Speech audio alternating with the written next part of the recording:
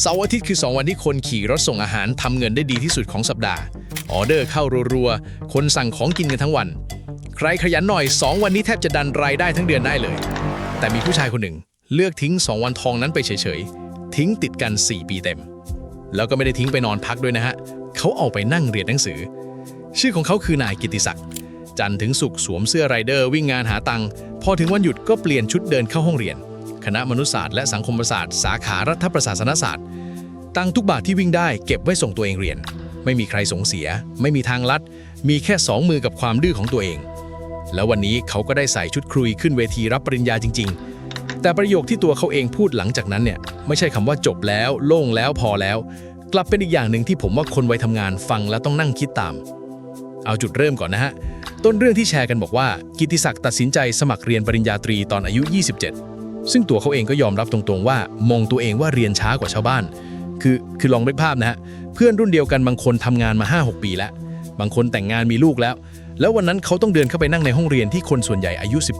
18-19 มันไม่ได้ง่ายเลยนะฮะสำหรับคนวัยกำลังสร้างตัวแต่เขาไม่ยอมให้ตัวเลขอายุมาปิดประตูตัวเองเลือกลงหลักสูตรที่เรียนวันเสาร์อาทิตย์แล้วก็เดินสูตรนี้ซ้ำไปซ้ำมาปีแล้วปีเล่าจนครบหลักสูตรทีนี้คุณผู้ชมลองที่ตามผมหน่อยนะว่าสิ่งที่เขาจ่ายไปมันไม่ใช่แค่ค่าเทอมต้นทุนก้อนใหญ่ที่คนมองไม่เห็นคือรายได้ช่วงพีคที่หายไปทั้งหมดงานส่งอาหารเนี่ยมันเป็นงานที่รายได้ผูกกับจำนวนรอบล้วนๆวิ่งมากได้มากหยุดปุ๊บรายได้เป็นศูนย์ทันทีไม่มีวันลาป่วยไม่มีวันลาพักร้อนไม่มีเงินเดือนโอนเข้าทุกสิ้นเดือนแล้วช่วงหลังมานี่ค่ารอบก็ไม่ได้ใจดีกับไรเดอร์เลยข้อมูลที่ Rocket Media Lab รวบรวมไว้ระบุว่าค่ารอบของแพลตฟอร์มหนึ่งเคยขยับขึ้นไปถึง40 บาทต่อออเดอร์แล้วพอถึงปี2567ก็ถูกปรับลงมาเหลือ33 บาทลดลงนะครับไม่ใช่ขึ้นส่วนรายงานของไทยรัฐก็เคยประเมินไว้ว่าไรเดอร์ต้องวิ่งเกิน8ชั่วโมงต่อวันถึงจะได้รายได้แถวๆ 1,000 บาทแล้วว่าอะไรฮะแปลว่าคนที่ทำอาชีพนี้ต้องวิ่งนานขึ้นเรื่อยๆเพื่อให้ได้เท่าเดิมแล้วในสมการแบบนั้นการยอมตัดวันเสาร์อาทิตย์ทิ้งไป4ปีมันคือการยอมเสียเนื้อรายได้ก้อนใหญ่มากไม่ใช่แค่ค่ากับข้าว2วันทีนี้มาถึงต้นทุนที่หนักกว่าเรื่องตังค์คือเรื่องร่างกายกับความเสี่ยงบนถนนตัวเลขจากสสส.ระบุว่าเฉพาะปี 2565 ปีเดียวกลุ่มไรเดอร์เกิดอุบัติเหตุ81 ครั้งเสียชีวิต28 รายบาดเจ็บอีก36 รายและถ้าไล่ย้อนดู3ปีติดกันแนวโน้มมันขึ้นตลอดจาก18 ครั้งเป็น31 ครั้งแล้วพุ่งมาเป็น81 ครั้งโอ้โหมันขึ้นแบบก้าวกระโดดเลยนะฮะยิ่งถ้าดูภาพใหญ่องค์การอนามัยโลกเคยชี้ว่าผู้เสียชีวิตบนถนนของไทยเป็นคนที่ใช้รถจักรยานยนต์ถึงราว 74% ของทั้งหมดนั่นแปลว่าทุกวันที่กิตติศักดิ์ออกไปวิ่งงานเขาอยู่ในกลุ่มที่เสี่ยงที่สุดของถนนไทยอยู่แล้วส่วนต้นทุนสุขภาพแบบที่ไม่มีใครนับให้ก็คือนั่งอ่านรถวันละหลายชั่วโมงติดกันเป็นปีๆปวดเอวปวดหลังตากแดดตากฝนตากฝุ่นกินข้าวไม่ตรงเวลาเพราะต้องรีบส่งของให้ทันเวลาลูกค้าและยังมีอีกอย่างที่คนไม่ค่อยพูดถึงเลยนะฮะคือความเครียดสะสมจากการไม่มีวันหยุดจริงๆสักวันสมองคนเราเนี่ยมันต้องการวันที่ไม่ต้องคิดอะไรบ้างแต่ตารางแบบนี้คือทำงาน5วันแล้วเอา2วันที่เหลือไปเรียนและยังต้องกลับมาอ่านหนังสือทำรายงานสอบกลางภาคสอบปลายภาคอีกพูดง่ายๆก็คือ4ปีที่ผ่านมาชีวิตเขาแทบไม่มีช่องว่างให้หายใจเลย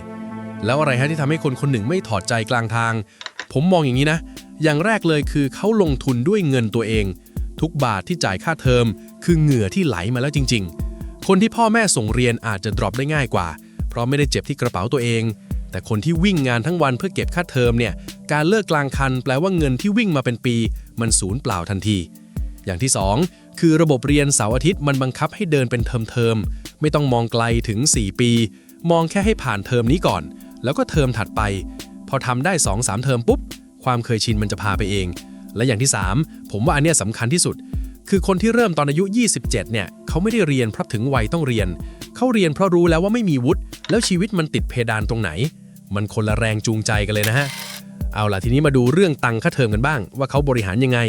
คุณผู้ชมอาจจะคิดว่าค่าเทอมมันต้องแพงมหาศาลจริงๆหลักสูตรภาคเสาร์อาทิตย์ของมหาวิทยาลัยรัฐหลายแห่งเนี่ยค่าเทอมอยู่ราว 14,000 บาทต่อเทอมฟังดูเหมือนไม่เยอะใช่ไหมฮะแต่ลองหาดูสิถ้าวิ่งงานได้วันละ 6-700 หลังหักค่าน้ำมันถ้าเทอม1เทอมก็คือรายได้ทั้งหมดของเกือบ3สัปดาห์แล้วยังไม่รวมค่าหนังสือค่าชุดค่าเดินทางค่าซ่อมรถค่าเปลี่ยนยางซึ่งไรเดอร์ต้องออกเองหมดทุกบาททั้งฝั่งของตัวกิตติศักดิ์เองเท่าที่เล่ากันมาคือเขาใช้วิธีตรงไปตรงมาที่สุดแบ่งเงินที่วิ่งได้ในแต่ละวันเป็นก้อนๆก้อนหนึ่งกินอยู่ก้อนหนึ่งเลี้ยงรถ อีกก้อนแตะไม่ได้เด็ดขาดเพราะเป็นค่าเทอมแล้ววินัยตรงนี้แหละที่ยากที่สุดเพราะเงินสดที่ได้มาทุกวันมันอยู่ในมือตลอดจะเอาไปใช้เมื่อไหร่ก็ได้ไม่มีใครห้ามสรุปง่ายๆคือของยากไม่ใช่การหาเงินแต่คือไม่แตะเงินก้อนนั้นเดี๋ยวฟังต่อนะครับเพราะเรื่องที่ผมว่าน่าสนใจที่สุดของข่าวนี้มันอยู่ที่สาขาที่เขาเลือกเรียนต่างหากข้ามมาที่สาขารัฐประศาสนศาสตร์ครับชื่อฟังดูวิชาการแต่แปลบ้านๆก็คือวิชาว่าด้วยการบริหารงานภาครัฐเรียนแล้วเส้นทางหลักคือไปสายราชการสายท้องถิ่นสายรัฐวิสาหกิจหรือไม่ก็ไปสายบริหารงานบุคคลในบริษัททีนี้พอเอามาต่อกับที่เจ้าตัวบอกว่ามองหางานที่มั่นคงมันเห็นภาพเลยว่าเขากำลังพยายามย้ายตัวเองจากจุดหนึ่งไปอีกจุดหนึ่งจุดที่เขายืนอยู่ตอนนี้เรียกว่าแรงงานนอกระบบไรเดอร์ในไทยส่วนใหญ่ไม่ได้เป็นลูกจ้างตามกฎหมายเป็นคู่สัญญาอิสระซึ่งแปลว่าไม่มีเงินเดือนขั้นต่ำไม่มีเงินชดเชยตอนออกและประกันสังคมก็เข้าได้แค่มาตรา 40 ที่ต้องจ่ายเงินสมทบเองเดือนละ 70 บาท 100 บาทหรือ 300 บาทแล้วแต่ทางเลือกต่างจากลูกจ้างประจำที่อยู่มาตรา 33 ซึ่งนายจ้างช่วยจ่ายมีชดเชยว่างงานมีบำนาญชราภาพตรงนี้มีความคืบหน้าอยู่นะฮะกระทรวงแรงงานปรับสิทธิประโยชน์มาตรา 40 เพิ่มขึ้นมีผลตั้งแต่วันที่ 1 มกราคมปี 2566 โดยฝั่งกระทรวงระบุว่ามีผู้ประกันตนได้ประโยชน์ทันทีกว่า 500,000 คนแต่ในวงวิชาการก็ยังเถียงกันอยู่ว่ามันพอไหมอาจารย์ด้านแรงงานหลายท่านมองว่าไรเดอร์เนี่ยมีทั้งเครื่องแบบมีทั้งระเบียบมีทั้งบทลงโทษเวลาทำผิดกติกาสภาพจริงมันคือลูกจ้างชัดๆจึงควรได้สิทธิระดับมาตรา 33 ไม่ใช่ถูกจัดเป็นแรงงานอิสระส่วนร่างกฎหมายคุ้มครองแรงงานอิสระที่ออกมาก็โดนกระบวนการแรงงานยื่นค้านตั้งแต่กลางปี 2568 ว่าคุ้มครองไม่จริงคุณผู้ชมเห็นภาพไหมฮะนี่แหละคือเหตุผลที่คนขี่รถส่งของอยู่ดีๆไปเลือกเรียนวิชาบริหารงานรัฐมันไม่ใช่ความบังเอิญเลยมันคือการอ่านความเสี่ยงของอาชีพตัวเองออกว่าอาชีพนี้วันที่แข็งแรงมันหาเงินได้แต่วันที่ป่วยวันที่รถชนวันที่แพลตฟอร์มลดค่ารอบหรือวันที่แพลตฟอร์มปิดตัวไปเลยอย่างที่เคยเกิดขึ้นกับเจ้าหนึ่งเมื่อกลางปี 2568 คนวิ่งงานคือคนที่รับแรงกระแทกเต็มๆคนเดียวปริญญาใบนี้จึงเป็นเหมือนตั๋วขอย้ายเข้าไปอยู่ในระบบที่มีหลังคาคุ้มหัวแต่ทางที่เขาเลือกก็ไม่ได้ปูพรมไว้นะฮะผมจะเล่าให้ฟังว่าประตูบานนั้นมันแคบแค่ไหนการสอบเข้ารับราชการต้องผ่านการวัดความรู้ความสามารถทั่วไปของสำนักงานกพ.ก่อนซึ่งรอบปี 2568 เปิดที่นั่งสอบไว้ถึง 450,000 ที่นั่งและเต็มหมดแล้วพอประกาศผลออกมาช่วงตุลาคมมีคนสอบผ่านราว 19,000 คนคิดเป็นราว 4% นะครับ 4 นั่นคือแค่ด่านแรกเท่านั้นยังไม่ได้บรรจุยังต้องไปสอบภาคความรู้เฉพาะตำแหน่งกับสอบสัมภาษณ์ต่ออีกส่วนปลายทางถ้าผ่านหมดจริงเงินเดือนแรกบรรจุวุฒิปริญญาตรีหลังปรับขึ้นเมื่อพฤษภาคมปี 2568 อยู่ที่ 18,000 กว่าบาทอ้าวแล้วลองเทียบกับรายได้ไรเดอร์ขยันที่วิ่งเต็มเดือนสิฮะบางคนได้พอกันหรือมากกว่าด้วยซ้ำแล้วทำไมยังต้องดิ้นรนเรียนก็เพราะสิ่งที่ต่างกันมันไม่ใช่ตัวเลขเดือนนี้แต่คือคำว่าปีหน้าปีถัดไปและตอนอายุ 50อาชีพที่ต้องใช้ร่างกายวิ่งแลกเงินเนี่ยมันมีวันหมดอายุของมันอยู่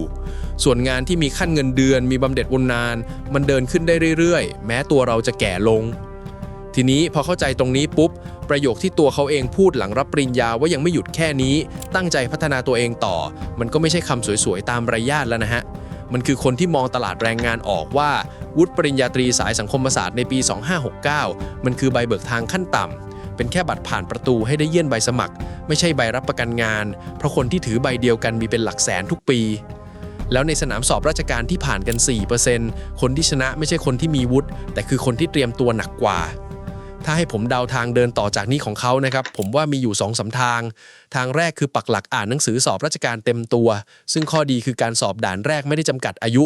คนอายุ 30 ต้นๆยังลงสนามได้สบายทางที่ 2 คือหางานประจำในองค์กรเอกชนหรือท้องถิ่นไปพลางก่อนให้มีประกันสังคมมาตรา 33 ติดตัวแล้วค่อยสอบไปด้วยส่วนทางที่ 3 คือเรียนต่อโทซึ่งอันนี้ผมว่ามีสิทธิ์น้อยสุดในระยะสั้นเพราะเป็นทางที่ต้องควักตังค์เพิ่มโดยยังไม่มีรายได้ประจำรองรับและถ้าถามว่าอะไรพลิกให้คนอายุ 27 คนหนึ่งกล้ากลับไปนับหนึ่งใหม่แต่ในกลุ่มคนที่ตัดสินใจแบบเดียวกันจุดพลิกมักหนีไม่พ้น3แบบคือเจอกำแพงวุฒิตอนสมัครงานแล้วโดนปฏิเสธทั้งที่ทำงานเป็นหรือเห็นคนใกล้ตัวป่วยแล้วรู้ว่าอาชีพที่ไม่มีสวัสดิการมันเปราะแค่ไหนหรือไม่ก็นั่งบวกเลขรายได้ตัวเองแล้วพบว่าอีก10 ปีมันก็เท่าเดิมปรากฏว่าไม่ว่าจะแบบไหนปลายทางของความรู้สึกมันเหมือนกันหมดคือรู้ว่าถ้าไม่ขยับตอนนี้ก็ไม่ต้องขยับแล้วคุณผู้ชมครับเรื่องแบบนี้ไม่ได้เกิดกับเขาคนเดียวนะฮะก่อนหน้านี้ก็เคยมีข่าวน้องกิ่งสาวอุตรดิตถ์ที่เคยเป็นเด็กเสิร์ฟแล้วมาขี่รถส่งของส่งตัวเองเรียนจนจบวันรับปริญญามีพี่ๆไรเดอร์ขับรถไปยืนรอแสดงความยินดีกันเต็มหน้ามหาวิทยาลัยหรือจะเป็นคุณป้าวัย 75 ที่เพิ่งจบรัฐศาสตร์รามคำแหงคือมันมีคนแบบนี้อยู่จริงๆทั่วประเทศเพียงแต่ส่วนใหญ่ไม่เป็นข่าว